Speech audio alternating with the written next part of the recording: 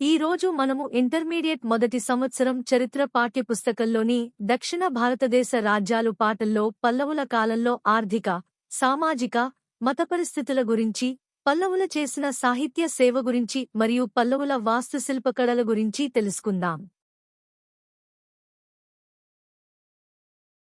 పల్లవుల కాలంలో ఆర్థిక పరిస్థితులు.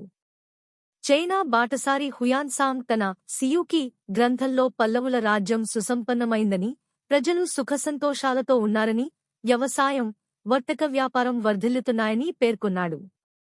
పల్లవరాజులు మహేంద్ర తటాకం, చిత్రమేక తటాకం, పరమేశ్వర తటాకంలను నిర్మించారు.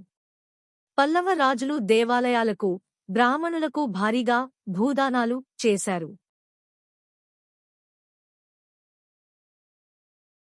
పల్లవుల కాలంలో ప్రధాన పంట వరి. పల్లవుల కాలంలో ఉన్న వర్తక శ్రేణులను నానాదేశీ, మణిగ్రామం అని పిలిచేవారు. పల్లవుల కాలంలో దేశీయ, విదేశీయ వర్తకం భారీ ఎత్తున కొనసాగింది. పల్లవుల రాజ్యంలో ప్రధాన ఓడరేవులు మహాబలిపురం, నాగపట్నం. ఈ రేవుల ద్వారా చైనా, ఆగ్నేసియా రాజ్యాలతో భారీ ఎత్తున వర్తకం నిర్వహించారు. పల్లవుల కాలంలో ముఖ్య ఆదాయ మార్గం భూమి శిస్తు. పల్లవుల కాలంలో భూమి శిస్తు రేటు 1/4 నుండి 1/6 వంతు వరకు ఉండేది. పల్లవుల కాలంలో వృత్తి పన్నులు, వర్తక పన్నులు, ఇంటి పన్నులు, పెండ్లి సుంకం, ఉప్పు పన్ను, చెరకు ఉత్పత్తిపై పన్నులు వసూలు చేసేవారు. పల్లవుల శాసనాల్లో పేర్కొనబడిన అష్టాదశ పరిహారి అనే పదం వలన 18 రకాల పన్నులు, సుంకాలు వసూలు చేశారని తెలుసుకోవచ్చు. పల్లవుల కాలంలో సామాజిక పరిస్థితులు. పల్లవులు సాంప్రదాయబద్ధమైన వర్ణాశ్రమ ధర్మాన్ని ఆదరించారు. పల్లవుల కాలంలో బ్రాహ్మణులకు సమాజంలో గౌరవస్థానం ఉండేది. వారిని మహామాతృలుగా, దండనాయకులుగా నియమించేవారు. పల్లవుల కాలంలో సంఘంలో తుడియం, పణం, పారియన్ అనే వర్గాలు ఉండేవి. భక్తి, జైన, బౌద్ధమత సిద్ధాంతాల వలన పల్లవుల రాజ్యంలో కులవ్యవస్థ పట్టు క్షీణించింది. పల్లవుల కాలంలో మత పరిస్థితులు. పల్లవరాజులు వైదిక మతాన్ని ఆదరించి, అవలంబించి, రక్షించారు. పల్లవుల కాలంలో శైవ, వైష్ణవ శాఖలు ప్రజాదరణ పొందాయి. పల్లవుల కాలంలో దైవభక్తికి, మోక్షప్రాప్తికి కుల, వర్గ, లింగ భేదం లేకుండా అందరూ అర్హులేనని ఆళ్వార్లు, నాయనార్లు బోధించారు. తమిళ భాషలోని నాయనార్ల భక్తి గీతాలను తేవరం అనేవారు. ఆళ్వారుల భక్తి గీతాలను నల ఈర ప్రబంధం అనేవారు. హుయాన్సాంగ్ పల్లవుల రాజ్యంలోని కొంతమంది ప్రజలు జైన, బౌద్ధ శాఖలను ఆచరించారని పేర్కొన్నాడు. తిరుపతి, శ్రీరంగం, కాంచీపురం పల్లవుల కాలంలో ప్రసిద్ధిగాంచిన ఆధ్యాత్మిక, తీర్థయాత్ర, మత కార్యకలాపాలకు కేంద్రాలుగా వర్ధిల్లాయి. పల్లవుల కాలంలో సాహిత్య సేవ. పల్లవ రాజులు సంస్కృత భాషను, వైదిక విద్యను ఆదరించారు. పల్లవుల కాలంలో కాంచీపురం గొప్ప ఘటికగా వర్ధిల్లింది. ఘటిగా అనగా విద్యాకేంద్రం. కాంచీపురంలో దేశీయ విద్యార్థులతో బాటు విదేశీ విద్యార్థులు, అధ్యాపకులు ఉండేవారు. పల్లవుల కాలంలో దేవాలయాలలో వైదిక విద్యను, సాహిత్యాన్ని బోధించేవారు. పల్లవుల కాలంలో నృత్యం, సంగీతం మొదలైన కళలను నేర్పించేవారు. దండి, భారవి మొదలైన కవులు పల్లవుల కాలంలో ప్రసిద్ధి చెందిన కవులు. పల్లవ రాజైన మహేంద్రవర్మ స్వయంగా సంస్కృత భాషలో కవి. ఇతడు మత్త విలాస ప్రహసనం అనే గొప్ప నాటకంను రచించాడు. పల్లవుల కాలంలో తమిళ భాషలో ఉన్న భక్తి గీతాలైన తేవరం, తిరువాచకల్లు మానవుల మధ్య విశాల భావాలను ప్రబోధించాయి. పల్లవుల కాలంలో వాస్తుశిల్పకళల వికాసం.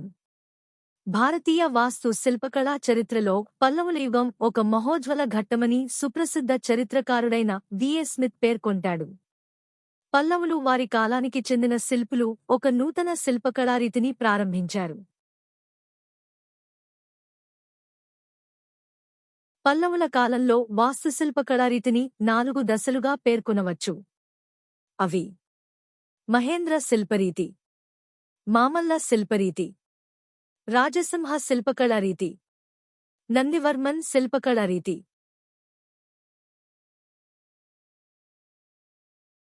మహేంద్ర శిల్పకళారీతి. మొదటి మహేంద్రవర్మ కాలం నుంచే పల్లవరాజ్యంలో శిల్పులు కొండలను తొలిచి ఆలయాలను నిర్మించారు. వీటినే గుహాలయాలు లేదా మండపాలు అని పిలిచేవారు. పల్లవరం దడవనూర్లలో కట్టించిన పంచపాండవ గుహాలయాలు, మల్లేశ్వరాలయం ప్రసిద్ధి చెందినవి. మొదటి మహేంద్రవర్మ కాలంలో స్వయంగా తాను ఎలాంటి ఇటుకలను, వెదురును, లోహాన్ని ఉపయోగించకుండా త్రిమూర్తి ఆలయాన్ని నిర్మించినట్లు తన మండగపట్టు శాసనంలో పేర్కొన్నాడు. ఈ ఆలయంలో సువిశాల మండపాలను విశాలమైన స్తంభాలపై నిర్మించాడు. స్తంభాలను చెక్కడంలో ఆనాటి శిల్పులు చూపిన ప్రతిభ అద్భుతమని వాస్తుశిల్ప పండితుల అభిప్రాయం.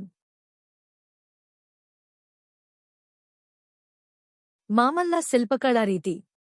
మొదటి నరసింహవర్మ లేదా మామల్ల కాలంలో మహాబలిపురంలో బ్రహ్మాండమైన ఏకశిలా నిర్మాణాలు లేదా రాతిరథాల నిర్మాణం భారీగా జరిగింది. మహాబలిపురంలో మొత్తం 7 రాతి రథాలు ఉన్నాయి. వీటిని ద్రావిడ వాస్తుశిల్పరీతిలో చెక్కారు. వీటిని దుర్గాదేవి కోసం నిర్మించారు. వీటిలో ధర్మరాజరథం అతి విశాలమైన, భారీ నిర్మాణం. ఈ రథములు 2 రకాలుగా ఉండేవి. అవి: చతురస్రాకారం, చతుర్భుజాకారం. మహాబలిపురంలోని పంచపాండవ రథాల్లో ధర్మరాజుకి, భీమునికి, అర్జునునికి, ద్రౌపదికి, సహదేవునికి 5 రథాలు చెక్కబడ్డాయి. ద్రౌపది, కుంతి కోసం మరొక 2 రథాలు చెక్కబడ్డాయి. రాజసింహ శిల్పకళారీతి. రెండో నరసింహవర్మ కాలంలో రాజసింహ పల్లవ శైలిరీతిలో దేవాలయాల, గుహల నిర్మాణం, చెక్కడం శిఖర స్థాయికి చేరింది. రెండో నరసింహవర్మ కాలంలో మొత్తం 6 దేవాలయాలు కట్టించారు. అవి: తీరదేవాలయం, ఈశ్వర ఆలయం, ముకుంద ఆలయంలను మహాబలిపురంలో కట్టించాడు. పనమలై ఆలయంను దక్షిణ ఆర్కట్ జిల్లాలో, కైలాసనాథ ఆలయం, వైకుంఠ పెరుమాళ్ ఆలయంలను కాంచీపురంలో కట్టించాడు. ఆలంకృత శిలతో చెక్కిన తొలి దేవాలయం తీరదేవాలయం. ఈ ఆలయంలో 1 విష్ణువు విగ్రహం, 2 శివుని విగ్రహాలు ఉన్నాయి. కైలాసనాథ ఆలయం మరో విశాల నిర్మాణం. పశ్చిమ, దక్కన్ శిల్పకళారీతికి ఈ ఆలయం మచ్చుతునక. నందివర్మ శిల్పకళారీతి. నందివర్మ, అపరాజిత వర్మలు కూడా అనేక దేవాలయాలు కట్టించారు. కాంచీపురంలో వెంకట పెరుమాళ్ ఆలయం నందివర్మ శిల్పకళారీతికి చక్కని ప్రతీక. కాంచీపురంలో నందివర్మ కాలంలో ముక్తేశ్వర, మాతంగేశ్వర, త్రిపురాంతకేశ్వర ఆలయాలను నిర్మించారు. అపరాజిత వర్మ కాలంలో అరుత్తునిలో విరాటేశ్వరి ఆలయాన్ని నిర్మించారు. ఈ ఆలయంలో గర్భగృహం, అంతరాలం, ముఖమండపాలు ఉన్నాయి. పల్లవుల కాలంలో శిల్పకళ. మొదటి మహేంద్రవర్మ, మొదటి నరసింహవర్మ కాలంలో పల్లవుల శిల్పకళ నూతన పోకడలు చవిచూసింది. మహోన్నత స్థాయికి చేరింది. పల్లవ యుగం నాటి శిల్ప కళావైభవానికి మహాబలిపురంలోని అర్జున పాప పరిహారఘట్టం, దుర్గా, మహిషాసురమర్దిని, వరాహ, శివ, విష్ణు, గజలక్ష్మి, ద్వాలపాలకుల, గంగాధరుని విగ్రహాలు అద్భుత శిల్ప కళాఖండాలు. పల్లవుల కాలంలో గంగావతారక తోరణం మరో గొప్ప సృష్టి. ఈ ఆలయంలో కిరాతార్జునీయం కథను మనోహరంగా చెక్కారు. పల్లవుల కాలంలో చిత్రలేఖనం. వాస్తుశిల్ప కళలతోబాటు పల్లవులు చిత్రలేఖనాన్ని ప్రోత్సహించారు. తమిళనాడులోని సిత్తన్నవాసల్ గుహలలో పల్లవుల కాలానికి చెందిన చిత్రలేఖనంలో అద్భుత కళాఖండాలను చూడవచ్చు. పడమలై ఆలయంలో శివుని నృత్యాన్ని ఎంతో శ్రద్ధతో, భక్తితో వీక్షిస్తున్నట్లు చిత్రీకరించిన పార్వతీ దృశ్యం ఒక అపురూప దృశ్యం. కాంచీపురంలోని ఆలయంలోని చిత్రలేఖనంలో శివ ఉమలతో వారిపుత్రుడైన స్కందుణ్ణి చిత్రీకరించిన తీరు మనోహరం. మా వీడియోస్ మీకు నచ్చినట్లయితే లైక్ చేసి షేర్ చేయగలరని మనవి. మరిన్ని వీడియోస్ కొరకు మా యొక్క ఛానల్ను సబ్స్క్రైబ్ చేయగలరు.